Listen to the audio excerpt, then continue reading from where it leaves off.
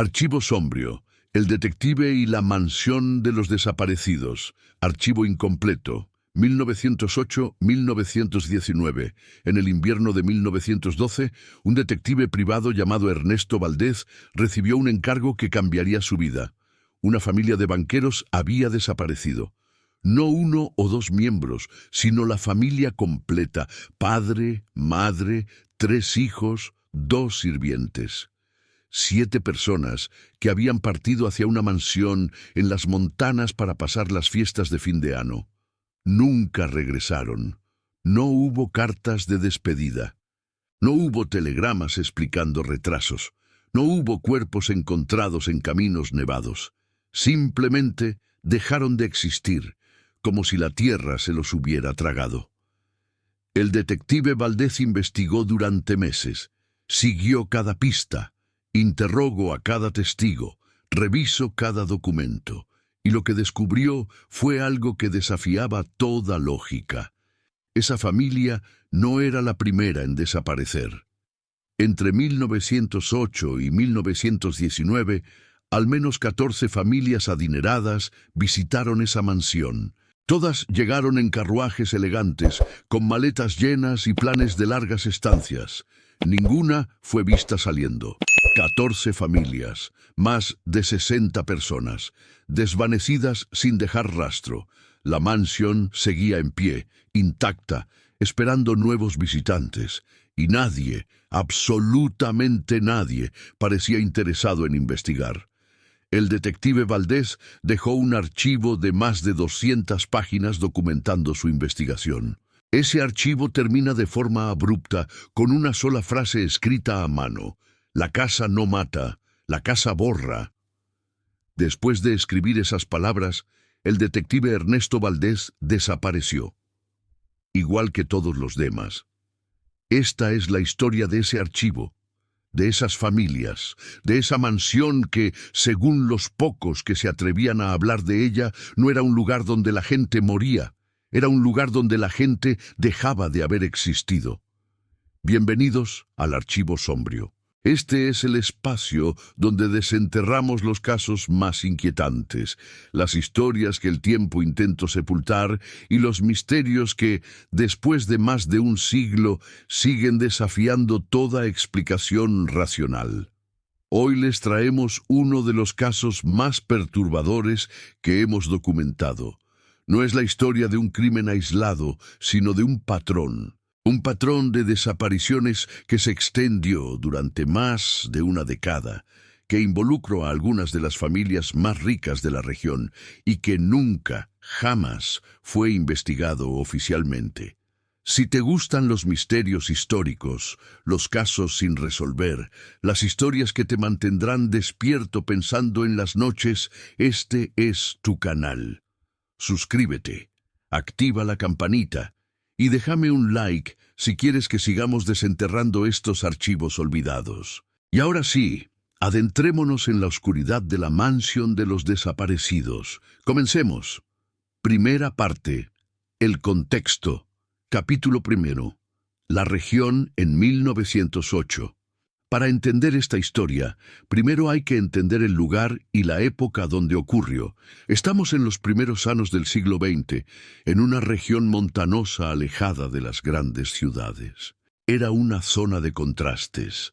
Valles fértiles, rodeados de picos nevados, pueblos pequeños donde todos se conocían y extensiones de bosque tan densas que un hombre podía perderse a 100 metros de un camino y nunca ser encontrado.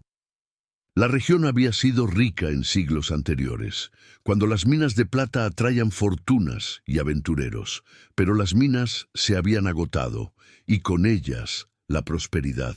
Lo que quedaba eran pueblos medio abandonados, haciendas en decadencia y una población que vivía de la agricultura y de los recuerdos de tiempos mejores.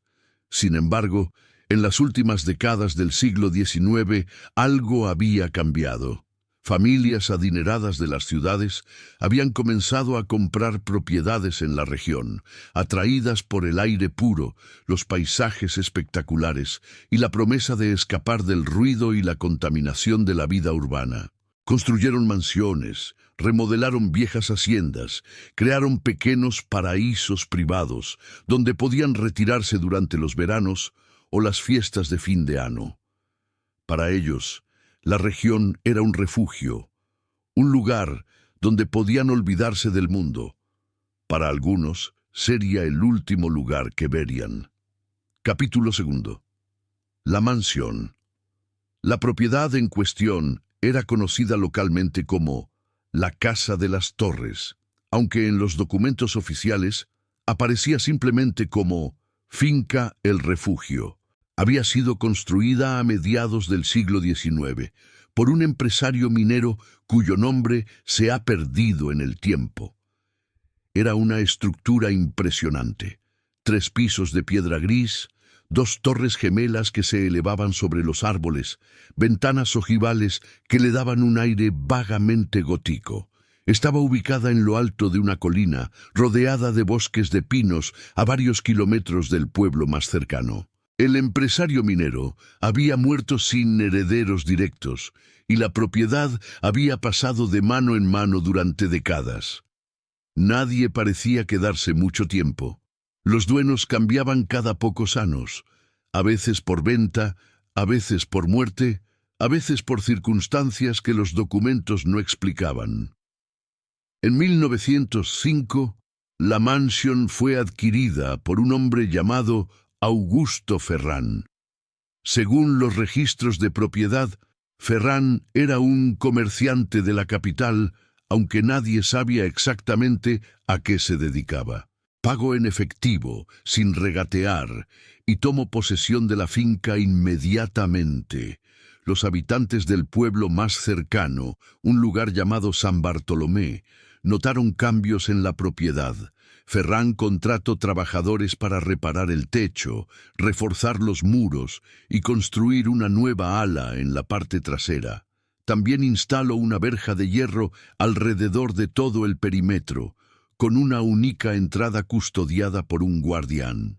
Los trabajadores que participaron en las reparaciones recordaban a Ferrán como un hombre alto, delgado, de modales exquisitos pero mirada fría.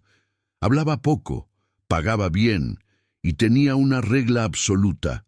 Ningún trabajador debía entrar a la casa principal después del anochecer. Decía que la casa necesitaba silencio, recordaba uno de los albaniles años después, que de noche la casa descansaba y no había que molestarla. Capítulo 3. Los primeros visitantes. A partir de 1908, la mansión comenzó a recibir visitantes. Eran familias de la capital, en su mayoría, banqueros, industriales, comerciantes exitosos. Llegaban en carruajes privados, a veces con escoltas, siempre con equipaje abundante. Según los testimonios de los habitantes de San Bartolomé, las llegadas eran eventos notables. Los carruajes pasaban por el pueblo sin detenerse, pero todos salían a verlos, curiosos por saber quiénes serían los nuevos huéspedes de la Casa de las Torres. Lo que nadie notaba, al menos al principio, era que los carruajes solo iban en una dirección. Llegaban cargados, no salían. El primero en notar este patrón fue el cartero del pueblo, un hombre llamado Genaro Medina. Genaro llevaba el correo a la mansión cada semana y había desarrollado una rutina. Dejaba las cartas en la caseta del guardián, intercambiaba algunas palabras y regresaba al pueblo. Un día de 1909, Genaro le comentó al guardián que hacía mucho tiempo que no veía salir a ningún visitante. El guardián, un hombre taciturno de nombre desconocido, respondió con una frase que Genaro recordaría el resto de su vida. Los huéspedes del señor Ferrán no necesitan salir. Aquí tienen todo lo que necesitan. Genaro no preguntó más, pero empezó a prestar atención. Capítulo 4. Los rumores. Comienzan para 1910, los rumores sobre la mansión habían comenzado a circular por toda la región. Los habitantes de San Bartolomé hablaban en voz baja sobre las familias que llegaban y no salían. Algunos decían que los visitantes se quedaban meses, incluso años, disfrutando de la hospitalidad del señor Ferran. Otros, más suspicaces, sugerían que algo extraño estaba pasando. Una anciana del pueblo, conocida como Doña Refugio, afirmaba que podía ver la mansión desde su casa en las noches claras. Decía que a veces veía luces moviéndose por las ventanas, incluso cuando supuestamente no había visitantes, y que ocasionalmente, muy ocasionalmente, escuchaba sonidos que el viento traía desde la colina, gritos ahogados, llantos, algo que parecía música fúnebre. «Esa casa tiene hambre», decía Doña Refugio a quien quisiera escucharla. «Come gente, y mientras más come, más hambre tiene». Los jóvenes del pueblo se burlaban de ella, los viejos no tanto, pero los rumores no salían de la región. Las familias que visitaban la mansión venían de lejos, de ciudades donde nadie conocía San Bartolomé ni sus historias. No había periódicos locales que reportaran las sospechas. No había autoridades interesadas en investigar a un hombre rico que pagaba sus impuestos y no causaba problemas visibles. La mansión seguía recibiendo visitantes, y los visitantes seguían sin salir. Capítulo 5. Las primeras sospechas formales. El primer intento documentado de investigar la mansión ocurrió en 1911. Una familia de industriales, los Mendoza, había viajado a la región para pasar el verano. Eran 4. El padre, Eduardo Mendoza, dueño de varias fábricas textiles, su esposa, Carmen, y sus 2 hijas de 12 y 15 años. Llevaban consigo 3 sirvientes.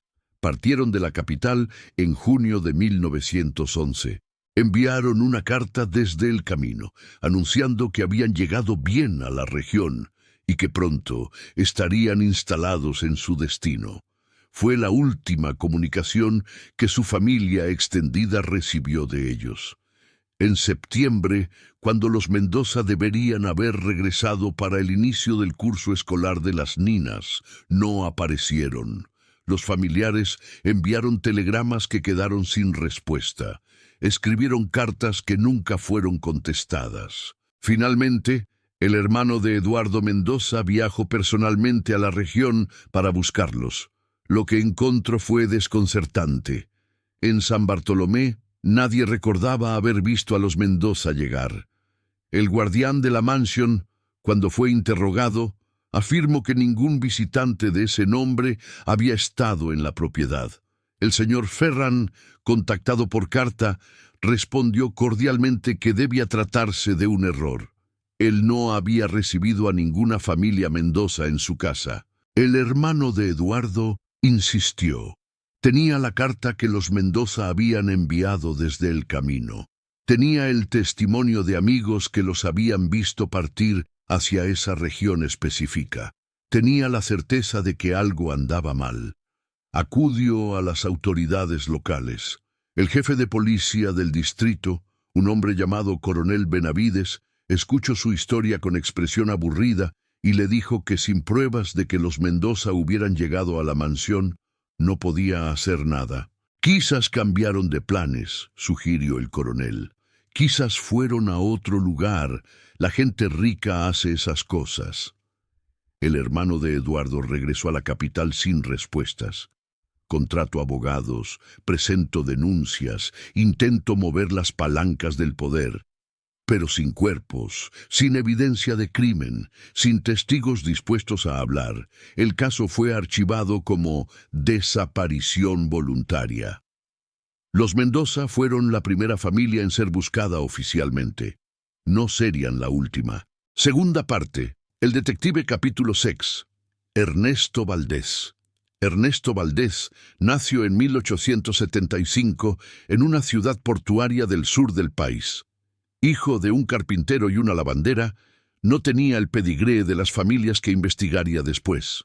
Lo que tenía era una mente aguda, una memoria prodigiosa y una terquedad que rozaba la obsesión. De joven, trabajó como ayudante en el departamento de policía de su ciudad natal.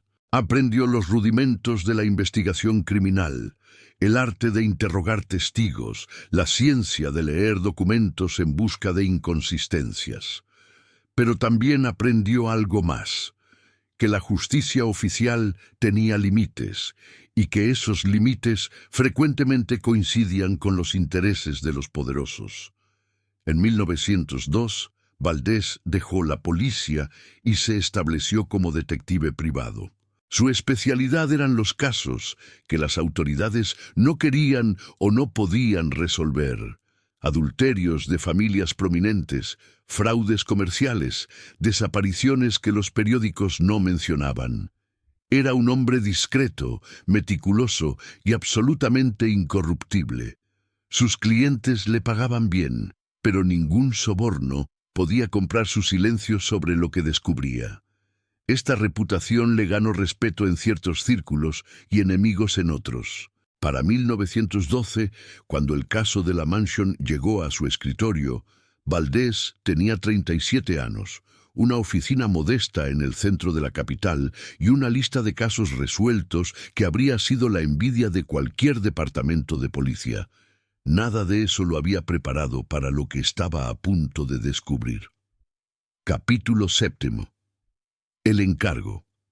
El encargo llegó en febrero de 1912, de la mano de una mujer llamada Elvira Coronado. Elvira era viuda, de unos 50 años, con el porte aristocrático de alguien acostumbrada a dar órdenes. Vestía de negro riguroso, y sus ojos, hundidos por el insomnio y el sufrimiento, tenían la mirada de quien ha perdido toda esperanza, pero se niega a rendirse. Su historia era familiar. Su hermano, junto con su esposa y sus 3 hijos, había viajado a una propiedad en las montanas para pasar las fiestas de fin de año de 1911. No habían regresado. Las autoridades habían sido inútiles. Los abogados habían sido inútiles. Elvira había agotado todos los recursos oficiales. «Me han dicho que usted resuelve lo que nadie más puede resolver», dijo Elvira, sentada frente al escritorio de Valdés. «Necesito saber qué pasó con mi familia. Necesito saber si están vivos o muertos. Necesito la verdad». Valdés escuchó su historia completa, tomando notas en un cuaderno de tapas negras que usaba para todos sus casos. Cuando Elvira terminó, le hizo las preguntas de rigor. Nombres completos, descripciones físicas, circunstancias de la partida, última comunicación recibida, y luego hizo una pregunta que Elvira no esperaba. ¿Su hermano conoce a otras familias que hubieran visitado esa propiedad antes? Elvira frunció el seno. «No lo sé». «¿Por qué lo pregunta?» Valdés no respondió inmediatamente. En los últimos meses, había escuchado rumores sobre una mansión en las montanas, donde la gente desaparecía. Había descartado las historias como superstición rural, exageraciones de pueblerinos ignorantes. Pero ahora, con una clienta de carne y hueso frente a él, las historias adquirían un peso diferente. «Necesito que me dé todos los documentos relacionados con el viaje de su hermano», dijo Valdés finalmente. «Cartas, recibos, contratos, lo que sea, y necesito que me cuente todo lo que sepa sobre la propiedad a donde iban». Elvira le entregó un sobre grueso con papeles, y le contó lo poco que sabía sobre la finca El Refugio. Capítulo 8. La investigación preliminar. Antes de viajar a la región, Valdés pasó 3 semanas investigando desde la capital. Empezó por los registros de propiedad. La finca El Refugio aparecía registrada a nombre de Augusto Ferrán desde 1905.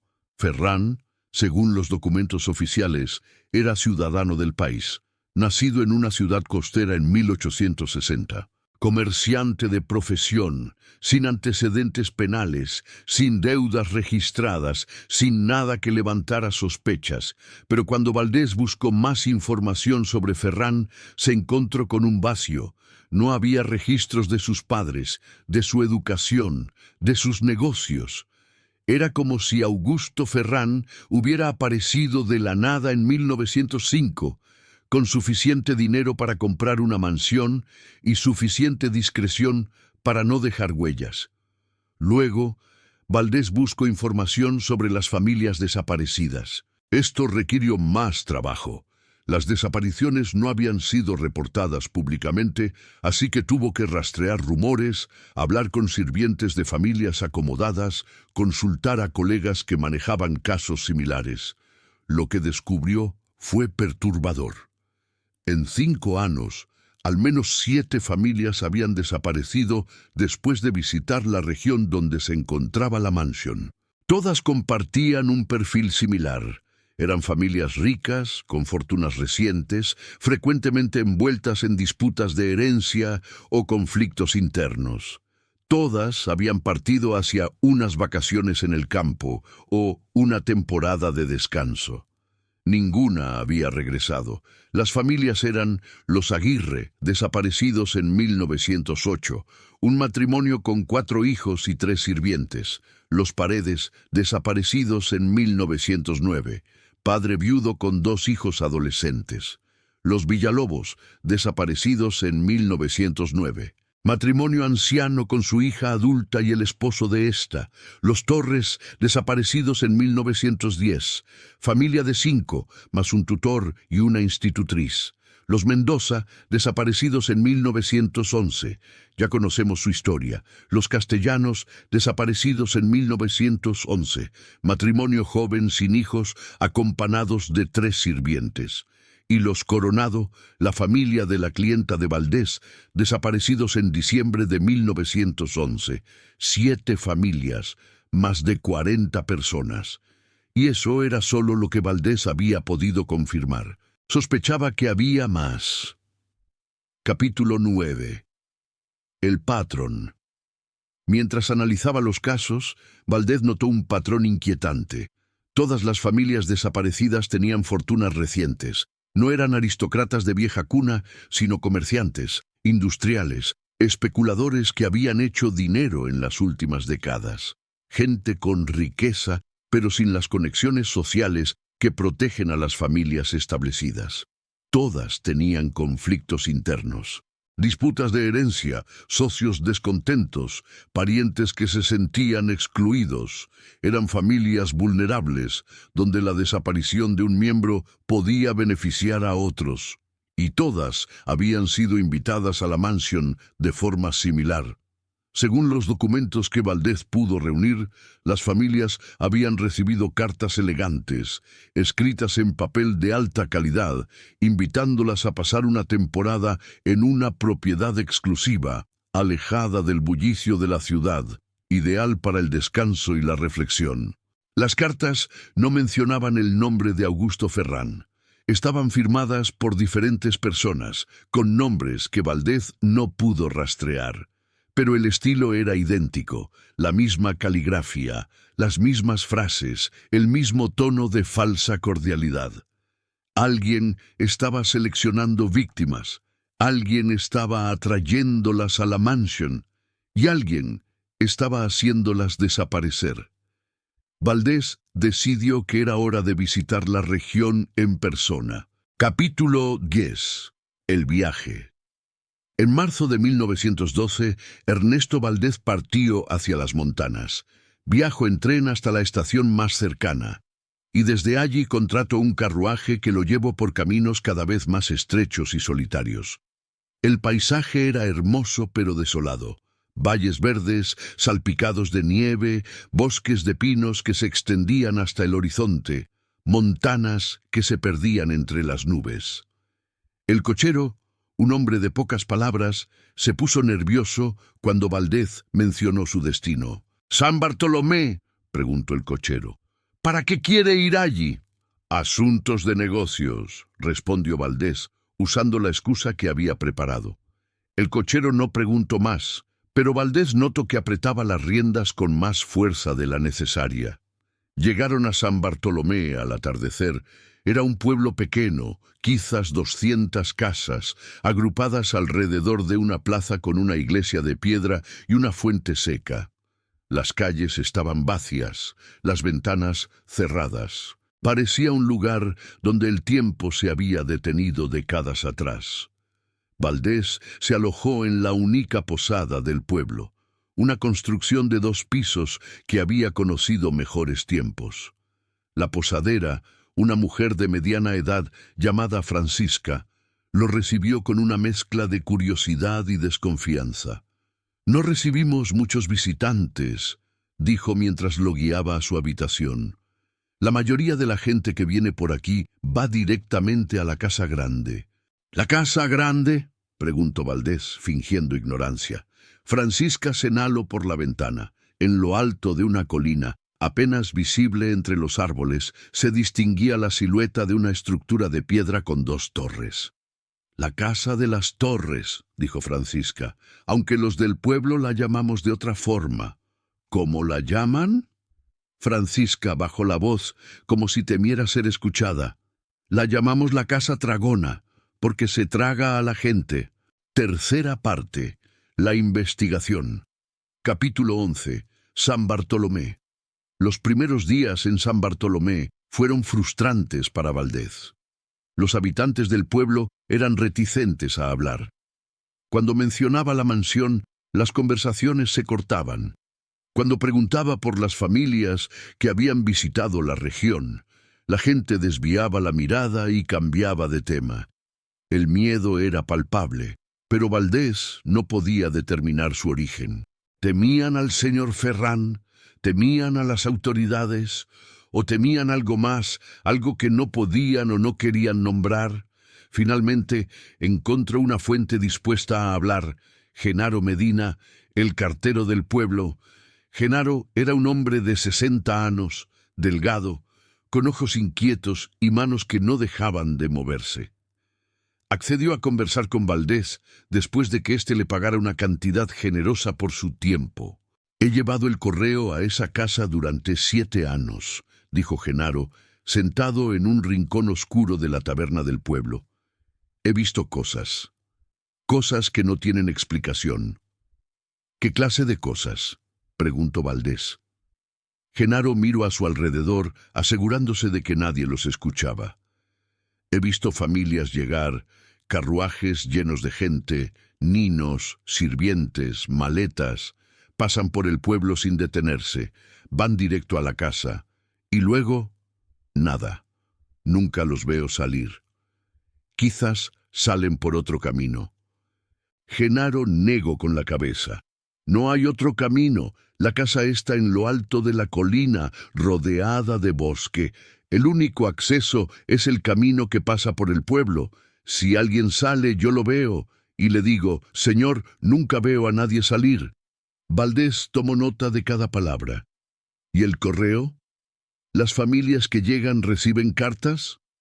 «Al principio sí, cartas de la capital, de otras ciudades, pero después de unas semanas el correo deja de llegar, como si la gente que les escribía supiera que ya no tiene sentido».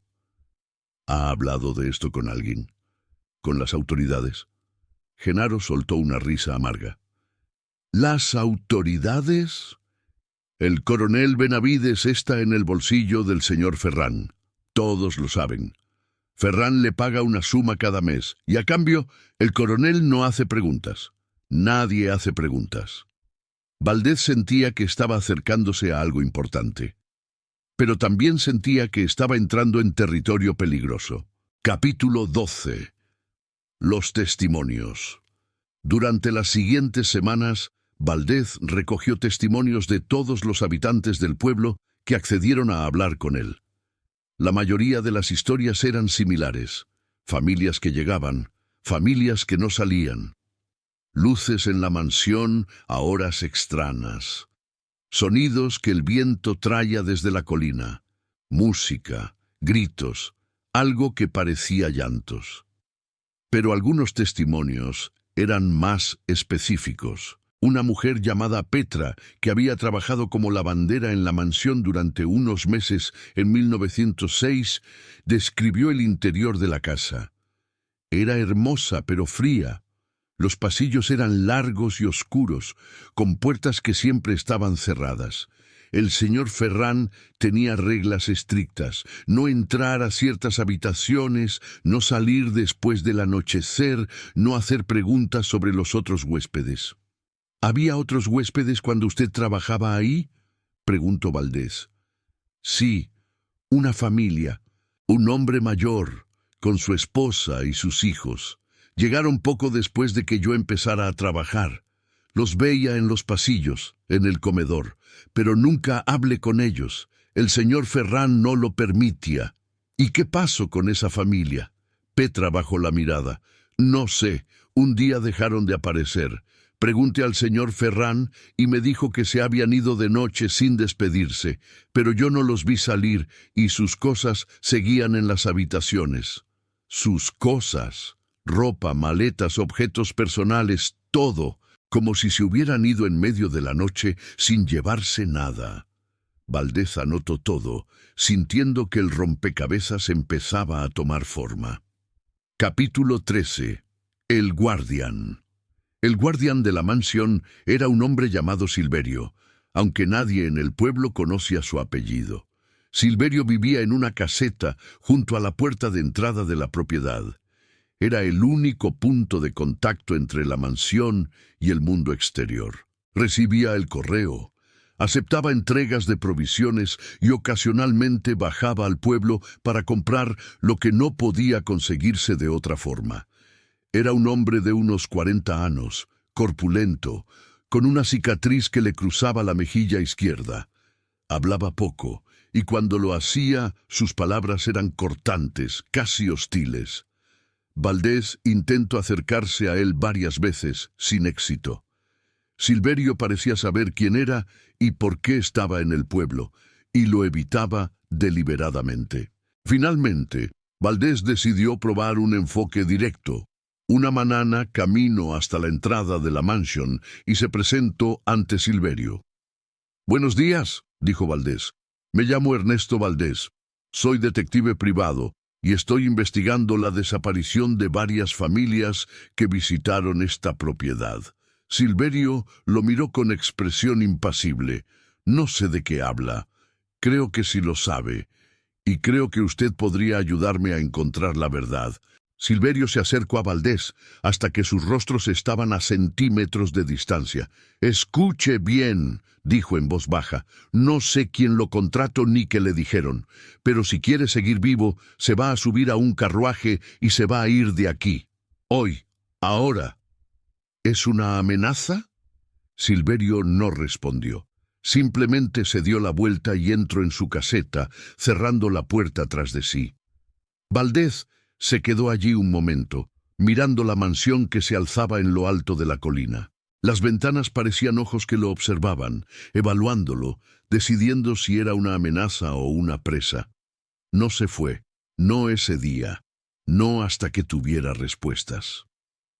Capítulo 14. La noche en la colina. Una semana después de su encuentro con Silverio, Valdés tomó una decisión arriesgada: subir a la colina de noche, sin permiso, para observar la mansión de cerca. Salió de la posada a las 10 de la noche, cuando el pueblo estaba dormido. Llevó consigo una linterna, un cuaderno y un revólver que esperaba no tener que usar. El camino hacia la mansión era empinado y estaba mal mantenido. En la oscuridad, Valdés tropezaba con piedras y raíces, pero seguía adelante, guiado por la silueta de las torres que se recortaban contra el cielo estrellado. Al llegar a la verja, se detuvo. La caseta de Silverio estaba a oscuras, aparentemente vacía, mas allá la mansión se alzaba como una fortaleza de sombras. Pero no estaba a oscuras. Él veía luz en varias ventanas del segundo piso, una luz titilante, como de velas, que se movía de una habitación a otra, y había sonidos, voces amortiguadas, algo que parecía música, un ruido rítmico que Valdés no pudo identificar. Se quedó observando durante más de una hora, tomando notas de todo lo que veía y escuchaba. La luz se movió por diferentes habitaciones, desapareció, reapareció. Las voces subieron y bajaron de intensidad. En algún momento, Valdés creyó escuchar un grito, pero no pudo estar seguro. Finalmente, pasada la medianoche, todas las luces se apagaron. La mansión quedó sumida en la oscuridad, silenciosa, como si nunca hubiera estado habitada. Valdés bajó de la colina con más preguntas que respuestas. Capítulo 15. Los documentos. Al día siguiente, Valdés recibió un paquete inesperado. El paquete había sido dejado en la posada durante la noche, sin remitente, sin explicación. Contenía un sobre grueso, sellado con lacre negro. Dentro del sobre había documentos, cartas, contratos, registros financieros, todos relacionados con la mansión y con Augusto Ferrán. Valdés pasó el día entero analizando los documentos. Lo que encontró confirmó sus peores sospechas. Había contratos de venta firmados por las familias desaparecidas, contratos que transferían propiedades, cuentas bancarias, inversiones, a nombre de terceros que Valdés no reconocía. Los contratos estaban fechados días o semanas después de que las familias llegaran a la mansión. Había cartas, supuestamente escritas por los desaparecidos, anunciando decisiones inesperadas, ventas de propiedades, transferencias de fondos, cambios de testamentos. Las cartas estaban redactadas en un estilo similar, casi idéntico, independientemente de quién supuestamente las había escrito. Y había un registro, escrito a mano, que listaba nombres y fechas. Era una especie de libro de contabilidad macabro. Familias que habían llegado, fechas de llegada, y junto a cada nombre una anotación críptica. Completado. Valdés contó los nombres. 14 familias, 63 personas, todas completadas. Capítulo 16. La red. Los documentos revelaban algo más. Augusto Ferrán no actuaba solo. Había referencias a socios, colaboradores, contactos en diferentes ciudades. Abogados que falsificaban documentos, notarios que certificaban firmas fraudulentas, banqueros que transferían fondos sin hacer preguntas, una red de cómplices que se beneficiaban del sistema. Y en el centro de todo estaba la mansión, un lugar donde las familias eran atraídas con falsas promesas, aisladas del mundo exterior. ¿Y qué? Valdés no sabía exactamente qué les ocurría después, pero sabía que no salían vivas. El mecanismo era elegante en su brutalidad. Las víctimas eran seleccionadas cuidadosamente, familias ricas pero vulnerables, con conflictos internos que hacían creíble una desaparición voluntaria. Eran invitadas a la mansión, donde quedaban incomunicadas, y luego sus fortunas eran saqueadas mediante documentos falsificados, mientras los propios familiares asumían que habían cortado lazos por voluntad propia. Era un crimen perfecto, sin cuerpos, sin evidencia de violencia, sin razón para sospechar que algo malo había ocurrido. Solo familias que decidían desaparecer, dejando atrás fortunas que convenientemente terminaban en manos equivocadas. Valdés entendió por qué nadie había investigado antes. No era solo corrupción o incompetencia, era un sistema diseñado para ser invisible. Capítulo 17. El dilema. Con los documentos en su poder, Valdés tenía suficiente evidencia para ir a las autoridades. Pero, ¿a cuáles autoridades? El coronel Benavides, el jefe de policía local, estaba en la nómina de Ferrán. Los jueces de la región probablemente también, y en la capital, Valdés no tenía contactos lo suficientemente poderosos para enfrentar a una red de esta magnitud. Si entregaba los documentos a las autoridades equivocadas, serían destruidos, y Valdés probablemente terminaría igual que las familias que había venido a investigar. Considero otras opciones. Podía enviar copias de los documentos a periódicos de la capital, esperando que la presión pública forzara una investigación. Pero eso tomaría tiempo, y mientras tanto, Ferrán podría destruir evidencia, sobornar testigos, desaparecer. también podía intentar rescatar a posibles sobrevivientes. Si había familias retenidas en la mansión, quizás todavía estaban vivas. Quizás podía sacarlas antes de que fuera demasiado tarde, pero eso significaba entrar en la boca del lobo, solo, sin respaldo, contra un enemigo que había demostrado ser capaz de cualquier cosa. Valdés pesó sus opciones durante toda la noche. Al amanecer, había tomado una decisión. Capítulo 18. La entrada. La noche del 15 de abril de 1912, Ernesto Valdés entró en la mansión de los desaparecidos. Había pasado días estudiando la propiedad, memorizando los patrones de movimiento de Silverio, identificando puntos débiles en la seguridad. Descubrió que había una sección del muro trasero que estaba parcialmente derrumbada, oculta por la vegetación, lo suficientemente grande para que un hombre delgado pudiera pasar. Espero hasta las 2 de la mañana, cuando la mansión estaba completamente a oscuras. Trepó el muro, se abrió paso entre los arbustos y se encontró en el jardín trasero de la propiedad. El jardín estaba descuidado, lleno de maleza y árboles muertos. Caminó en silencio hacia la casa, manteniéndose en las sombras, atento a cualquier signo de movimiento. La puerta trasera estaba cerrada, pero la cerradura era antigua. Valdés la forzó en menos de un minuto, usando herramientas que había traído para ese propósito. Entró en lo que parecía ser una cocina. El aire estaba viciado, con un olor dulzón que Valdés no pudo identificar inmediatamente. Los muebles estaban cubiertos de polvo, como si nadie hubiera usado la habitación en semanas.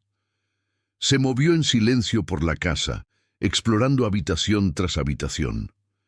Encontró salones vacíos, comedores abandonados, bibliotecas con libros que nadie había leído en años. Todo tenía un aire de decadencia, de abandono, como si la casa estuviera muriendo lentamente. Pero en el segundo piso, las cosas cambiaron. Capítulo 19. Los pasillos prohibidos. El segundo piso estaba dividido en 2 alas, conectadas por un pasillo central. El ala derecha parecía ser la zona de huéspedes. Había habitaciones individuales, cada una con una cama, un armario, un escritorio. Valdés revisó varias de ellas y encontró lo que Petra había descrito: pertenencias dejadas atrás. Ropa en los armarios, objetos personales en los escritorios, maletas a medio desempacar. En una habitación encontró una muñeca de porcelana en una cama, en otra un diario con entradas que terminaban abruptamente a mitad de página, en una tercera un anillo de bodas sobre una mesita de noche. Eran los restos de las familias desaparecidas, evidencia de que habían estado allí, de que no habían partido voluntariamente. El ala izquierda estaba cerrada con llave. Una puerta pesada, de madera reforzada, bloqueaba el acceso. Valdés intentó forzarla, pero era demasiado sólida. Mientras lo intentaba, escuchó un sonido. Pasos. Alguien se acercaba. Se escondió en una de las habitaciones de huéspedes, conteniendo la respiración. Los pasos se acercaron, se detuvieron frente a la puerta cerrada y luego se alejaron. Valdés esperó varios minutos antes de salir de su escondite. Decidió que necesitaba encontrar otra forma de acceder al ala izquierda. Capítulo 20. El descubrimiento. Valdés bajó al primer piso y buscó otra entrada al ala izquierda. La encontró en el sótano. Una escalera oculta detrás de una estantería conducía a un túnel que pasaba por debajo de la mansión. El túnel era angosto, húmedo, con paredes de piedra cubiertas de moho.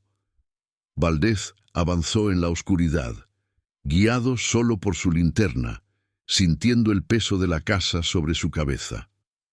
El túnel terminaba en otra escalera, que subía hacia una trampilla. Valdés la abrió con cuidado y se encontró en una habitación que no se parecía a nada de lo que había visto antes. Era una especie de despacho, pero las paredes estaban cubiertas de documentos, contratos, cartas, fotografías, recortes de periódicos, todo relacionado con las familias desaparecidas. En el centro de la habitación había un escritorio grande, y sobre el escritorio un libro encuadernado en cuero negro. Valdés abrió el libro.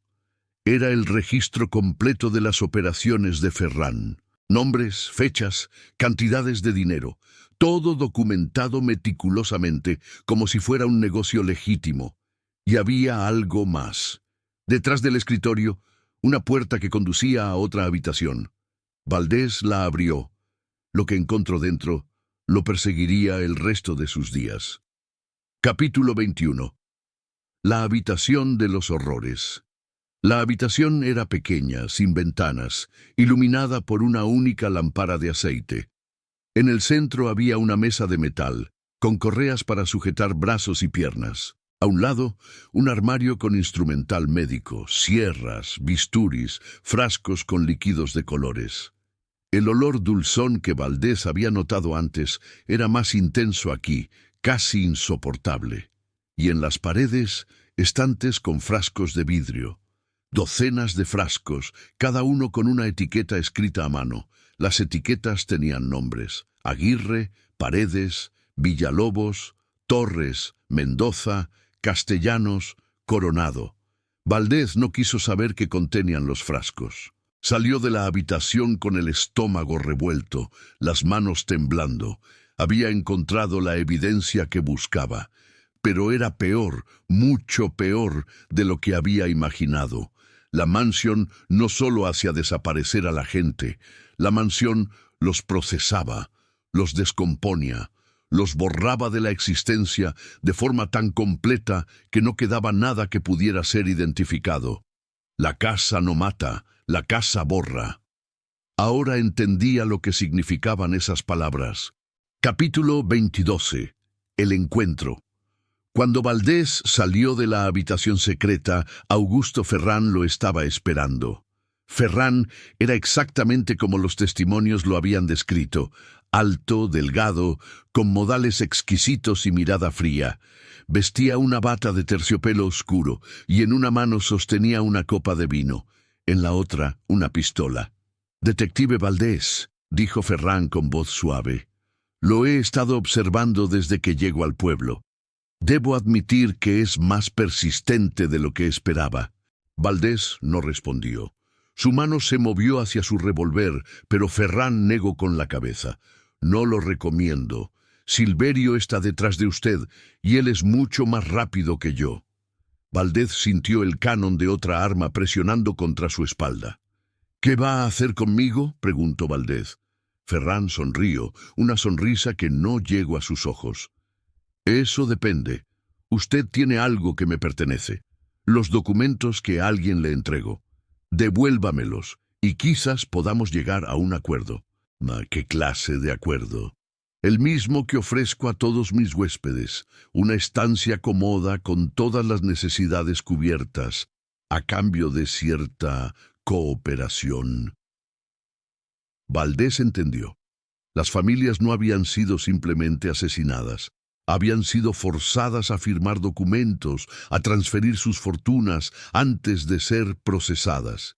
Y él tenía la opción de cooperar o de terminar como ellas. ¿Y si me niego? Ferran se encogió de hombros. Entonces su estancia será menos cómoda, pero el resultado será el mismo. Capítulo 23. El escape. Lo que pasó a continuación fue reconstruido a partir de las notas que Valdés dejó en su archivo. De alguna forma, logró escapar. Los detalles son confusos. Menciona una distracción, una pelea con Silverio, una carrera desesperada por los pasillos oscuros de la mansión. Menciona disparos, gritos, el sonido de vidrios rompiéndose. Lo que es claro es que salió de la mansión con vida, llevando consigo el libro de registros de Ferran. Bajo de la colina a tropezones, sangrando de una herida en el hombro, llegó al pueblo al amanecer, irrumpiendo en la posada y exigiendo que le ayudaran a escapar. La posadera Francisca lo escondió en el sótano, mientras Silverio y otros hombres de Ferrán buscaban por el pueblo. Horas después, cuando los buscadores se fueron, Francisca lo ayudó a subir a un carruaje que lo sacó de la región. Valdés nunca regresó a San Bartolomé. Cuarta parte. El archivo, capítulo 24. El regreso a la capital. Valdés llegó a la capital a finales de abril de 1912. Estaba herido, agotado y profundamente traumatizado por lo que había visto, pero tenía el libro de registros y estaba decidido a usarlo para destruir a Ferrán.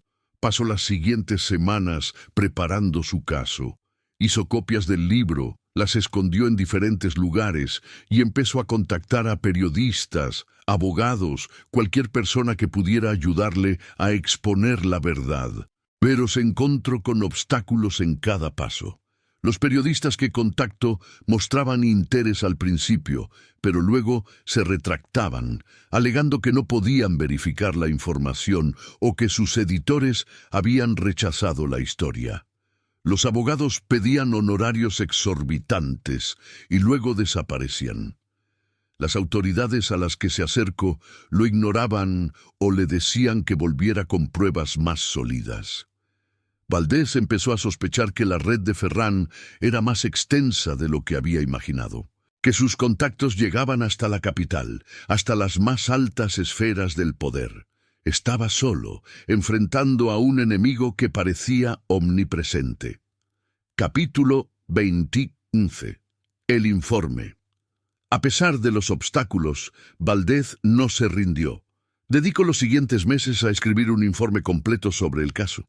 Documentó todo lo que había descubierto: los testimonios, los documentos, la estructura de la red criminal, los nombres de las víctimas. El informe tenía más de 200 páginas, organizadas meticulosamente, con evidencia que respaldaba cada afirmación.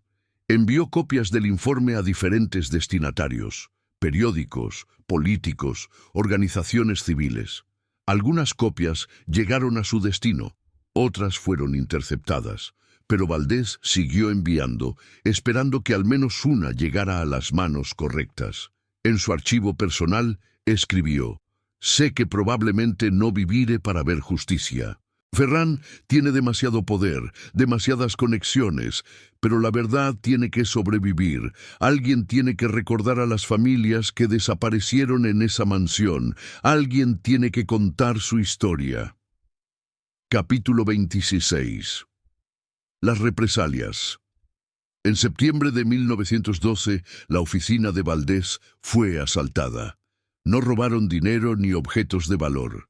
Solo se llevaron documentos, el libro de registros original, las notas de la investigación, todo lo que relacionaba a Ferrán con los crímenes. Valdés, que no estaba en la oficina en ese momento, entendió el mensaje.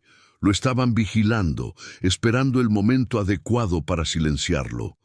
Empezó a tomar precauciones. Cambio de domicilio varias veces, evitó rutinas predecibles, siempre miraba sobre su hombro. Sabía que estaba viviendo tiempo prestado. En una carta a Elvira Coronado, su clienta original, escribió: «He hecho todo lo que pude por su familia y por las demás. La verdad está documentada, guardada en lugares que ellos no encontraran. Algún día, cuando las circunstancias cambien, alguien encontrará esos documentos y expondrá lo que pasó. No me arrepiento de haber tomado este caso, solo lamento no haber podido hacer más».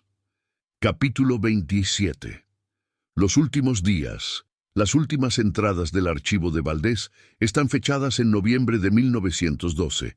En ellas describe una sensación creciente de ser observado. Menciona hombres que lo siguen por las calles, cartas amenazantes que recibe en su nuevo domicilio, un encuentro con Silverio en un mercado de la capital. «Él me vio y me sonrió», escribió Valdés. «Una sonrisa de lobo que ve a su presa. No me dijo nada, no tuvo que hacerlo». La última entrada del archivo está fechada el 23 de noviembre de 1912. Dice: «He decidido regresar a la mansión, no por valentía, sino por necesidad.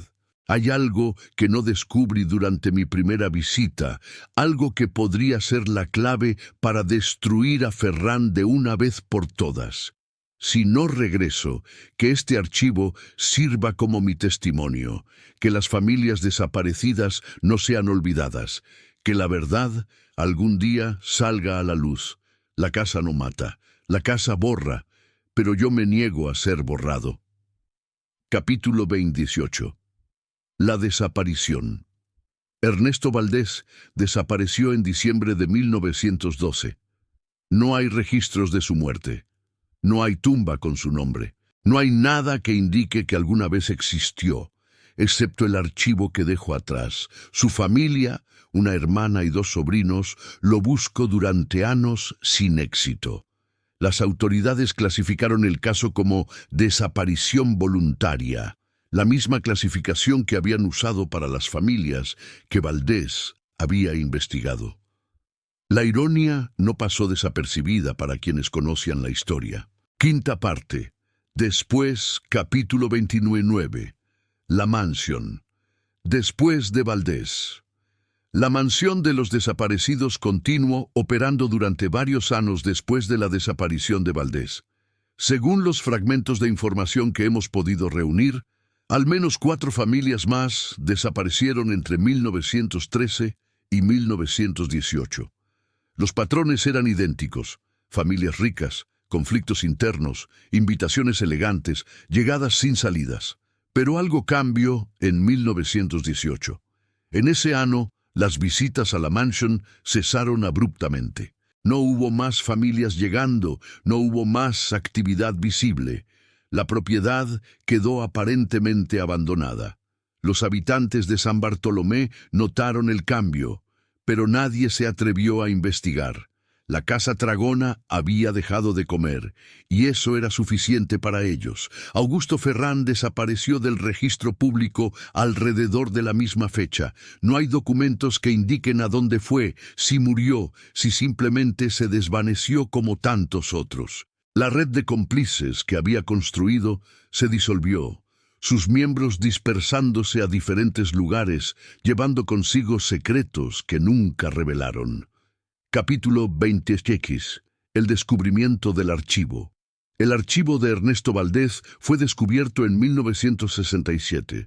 Un anticuario que compraba lotes de libros viejos encontró un baúl en una subasta de objetos abandonados. Dentro del baúl había cuadernos, carpetas, documentos amarillentos, el archivo completo de un detective privado que había desaparecido más de 50 años antes. El anticuario, intrigado, leyó algunos de los documentos. Lo que encontró lo perturbó tanto que contactó a un historiador local para que examinara el material. El historiador, un hombre llamado Roberto Fuentes, pasó meses estudiando el archivo. Verificó nombres, fechas, lugares. Comparó los documentos con registros históricos y llegó a una conclusión aterradora. Todo era cierto. Las familias mencionadas en el archivo habían existido. Habían desaparecido en las fechas indicadas. Sus fortunas habían sido transferidas a terceros mediante documentos sospechosos. Y la mansión descrita por Valdés seguía existiendo, abandonada pero intacta, en lo alto de una colina en una región montanosa. Capítulo 21. La investigación moderna. En 1973, un equipo de investigadores visitó la mansión por primera vez en décadas. Lo que encontraron confirmó las peores sospechas. La casa estaba en ruinas, pero conservaba su estructura básica. En el sótano encontraron el túnel que Valdés había descrito. En el ala izquierda encontraron la habitación secreta con los estantes de frascos, aunque estos habían sido vaciados hacía mucho tiempo. Y en el jardín trasero encontraron algo que Valdés nunca había mencionado: una serie de montículos bajos, cubiertos de maleza, dispuestos en filas regulares. Eran tumbas, docenas de tumbas sin marcar. Las autoridades fueron notificadas, se realizaron excavaciones y se encontraron restos humanos, huesos, dientes, fragmentos de ropa y joyas. Algunos pudieron ser identificados mediante registros dentales y objetos personales. Otros permanecieron anónimos. En total, se identificaron restos de al menos 37 personas. Menos de las 63 que el archivo de Valdez mencionaba, pero suficientes para confirmar que la mansión de los desaparecidos había sido exactamente lo que su nombre sugería. Capítulo 2012. Los responsables. A pesar de las evidencias encontradas, nunca se identificó formalmente a los responsables. Augusto Ferrán nunca fue localizado.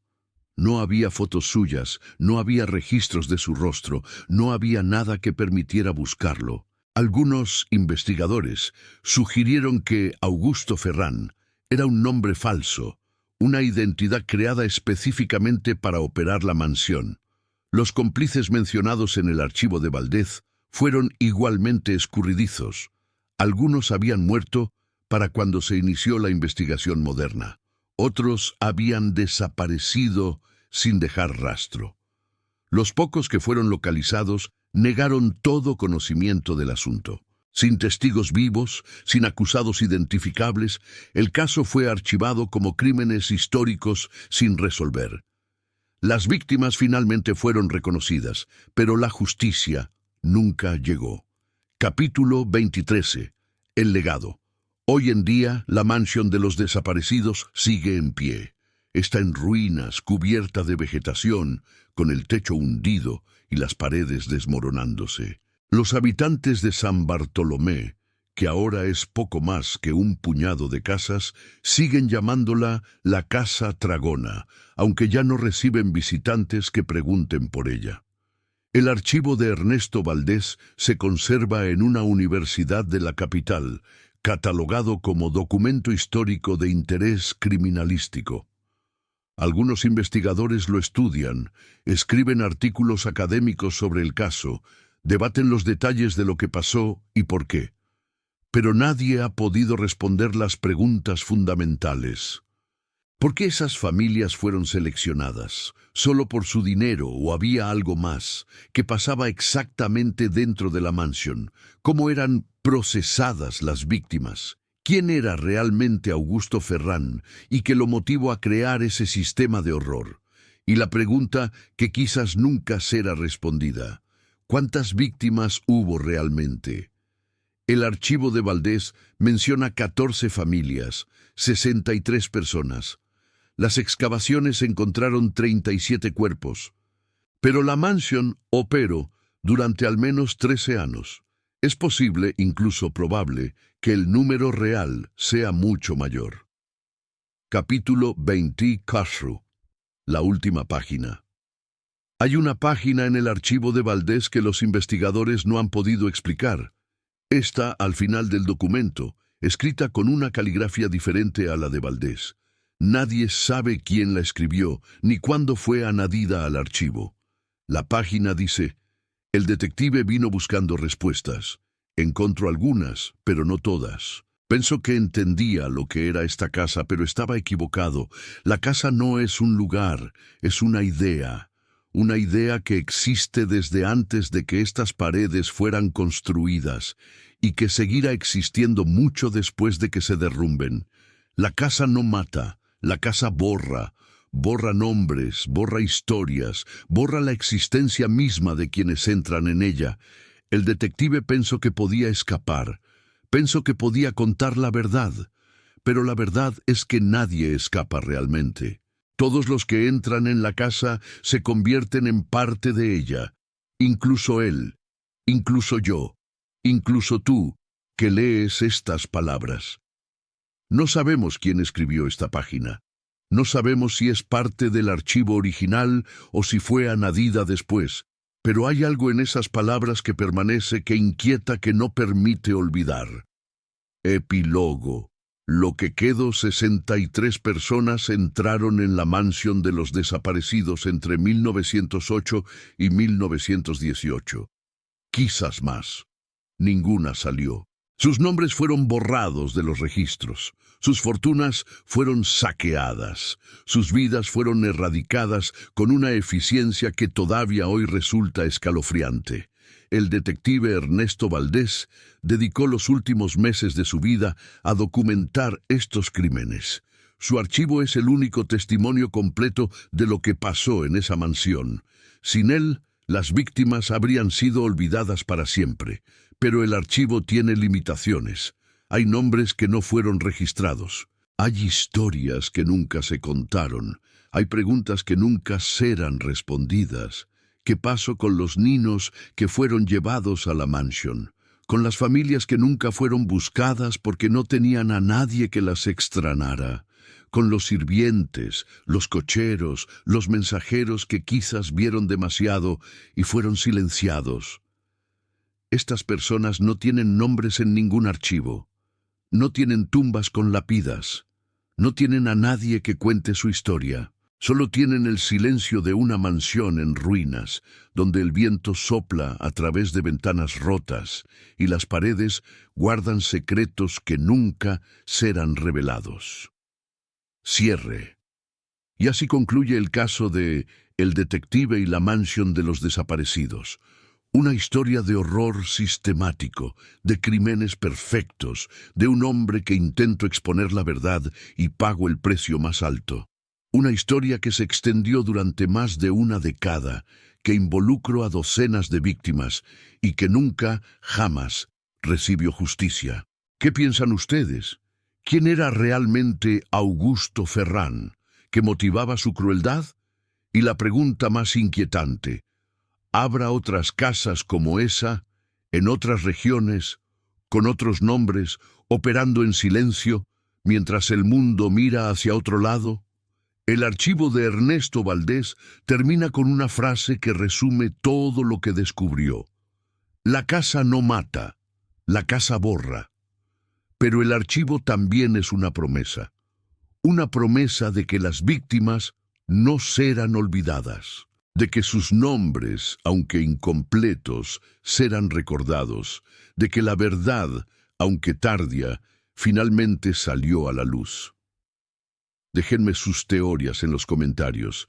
Quiero saber qué piensan, qué partes de la historia les parecieron más perturbadoras, qué preguntas les gustaría que se respondieran, y si les impactó este episodio del Archivo Sombrio, no olviden dejar su like, suscribirse al canal y activar la campanita para no perderse ninguno de nuestros próximos casos. Compartan este video con alguien que aprecie los misterios históricos. Compartan con alguien que entienda que algunas historias merecen ser contadas, aunque sean difíciles de escuchar. Compartan con alguien que se niegue a olvidar, porque hay crímenes que merecen ser expuestos y hay víctimas que merecen ser recordadas, aunque sea un siglo después. Hasta la próxima, exploradores de lo desconocido. Aquí, en el Archivo Sombrio, las sombras siempre tienen algo que revelar. Nota del archivo.